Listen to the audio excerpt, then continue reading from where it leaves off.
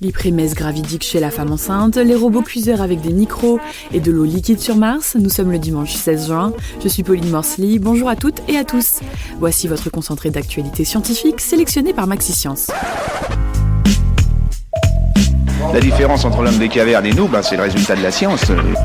Et ce n'est pas une opinion, c'est de la science. Notre monde n'est pas si moche. Une nouvelle espèce de chat a été découverte en Corse. Qualifié par les bergers de chat renard, ce félin a un pelage plus épais qu'un chat classique, ce qui lui permet de ne pas attraper de puces. Il possède de plus des pattes rayées, des yeux plus grands qu'un chat sauvage continental. Leurs génomes ne sont en fait pas les mêmes. Il reste maintenant à l'Office national de la chasse et de la faune sauvage d'étudier plus en détail le génome de ce chat afin d'en apprendre plus sur ses origines. Connaissez-vous l'hypmérèse gravidique ? Il s'agit d'une forme clinique grave des nausées et des vomissements de la grossesse, explique Slate qui publie un article sur cette affliction. Entre 50 et 90% des femmes enceintes seraient touchées par ce phénomène, mais seulement 2 à 5% d'entre elles seraient atteintes d'hypermérèse gravidique. Aujourd'hui, peu d'études françaises existent sur le sujet, mais les femmes atteintes de cette affliction sont touchées par des nausées durant toute leur grossesse, empêchant presque toute vie sociale et d'aller au travail. L'hypermérèse gravidique est encore mal connue du personnel soignant et de nombreuses femmes ne sont pas diagnostiquées. Le 3 juin dernier, Lidl mettait en vente un robot cuiseur à prix très attractif, ayant presque 900 € d'écart avec le célèbre Thermomix.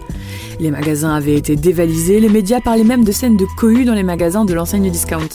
Mais la presse spécialisée a révélé il y a quelques jours que ces robots étaient équipés de micros, bien que qualifiés d'inactifs. Seulement 2 Français, en cherchant à s'amuser et en détournant l'écran tactile, ont réussi à faire fonctionner le micro et le haut-parleur.